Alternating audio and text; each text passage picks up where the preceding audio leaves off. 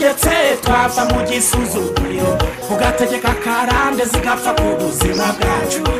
ingumba nayo igashira imugongo umukene nabagaseka nk'abandi bana n'izindi mpinja nawe yavuye.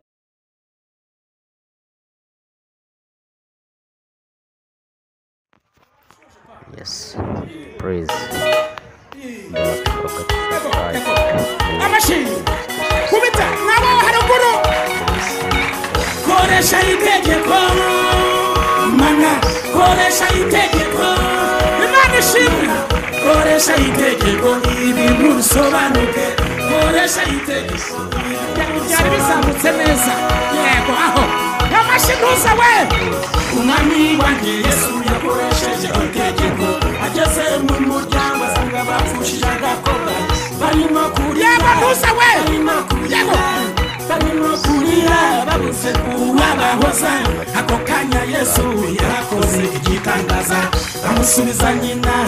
amusubiza se baramugaburira ako kanya barishima ko igitangaza amashyi ntuza we Bartolomayo isi yari yaramwizingiye yajyaga ku muhanda agiye gusabiriza uwanywaga ibuye ntiyamenyaga ngo ni ibuye igice kitabara ntiyamenyaga ngo ni kibara inote yavuye ku gihe ntiyamenyaga sinahabari kubera ubuhumyi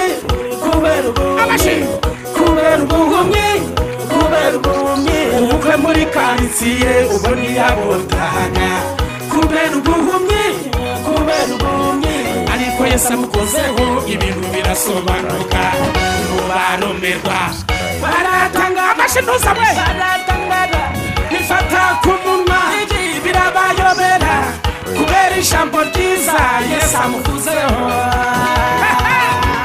koresha itegeko munyikirize koresha itegeko ikiriza ntuza we koresha itegeko ibintu bisobanuke koresha itegeko ibintu bisobanuke y'amashyi hari umuntu Yesu yakijije nayo ubwabyo biranangaza 38 ari ku gisasiyo Yesu ageze amenya yuko ayihamaze aramubaza ati urashaka gukira kuko urwaye disi ntiyamenye uwo bari kumwe aramusubiza ati nkiza bantangamo abafite abakire bahita bantangamo ariko njyewe n'ukuri nta muntu mfite ako kanya Yesu aramusubiza ati wumva haguruka wikorere uburiri bwawe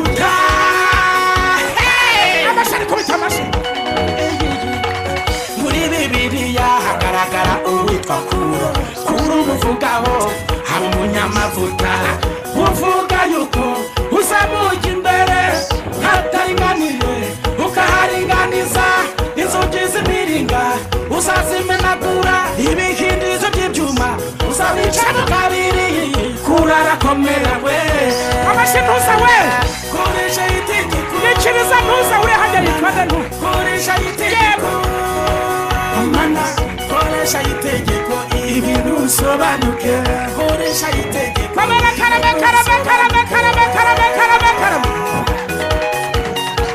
natwe utegetse twava mu gisuzuguriro ugategeka karande zigapfa ku buzima bwacu ingumba nayo igashira imugongo umukene nabagaseka nk'abandi bana n'izindi mpinja nawe yavukiye amezi 9 wategeka mana agahindurirwa amateka nta muntu wazanye amashyi muri iki giterane sinzi mwana nawe bibikunezeza kaba n'umukobwa cyangwa se umusore yaraheze iwabo n'ukuri yaragumiwe kandi ukabona nta n'ubukwe bateganya ukibaza iherezo ry'ibyo bintu ndakwinginze mana yanjye utegeke koresha itegeko nikiriza kuri iyo korasi koresha itegeko mana koresha itegeko ibintu bisobanuke koresha itegeko ibintu bisobanuke ruza kutari gushiramo amashyi hari abadayimoni bari hano koko kubita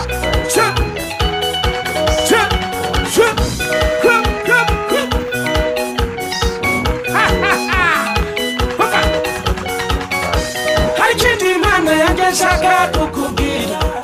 ukibaze nanjye ukinsubize nigute umuntu agira amazu ane atanu ugasanga undi nta n'akazu k'icyondo yihishamo igihe imvura yaguye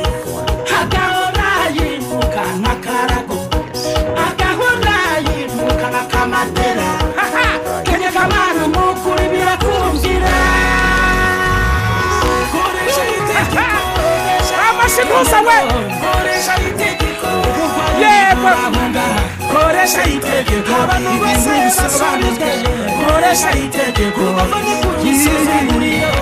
Imana ibakuraho igisuzuguriro koresha itegeko kuri aba bantu koresha itegeko Imana koresha itegeko ibintu bisobanuye koresha itegeko ibintu bisobanuye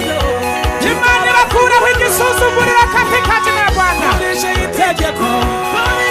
Imana koresha itegeko abo haruguru n'ababuze ku mashi ibintu bisobanuye koresha itegeko ibintu bisobanuye ibi bintu birafatika cyangwa ntibifatika nitahe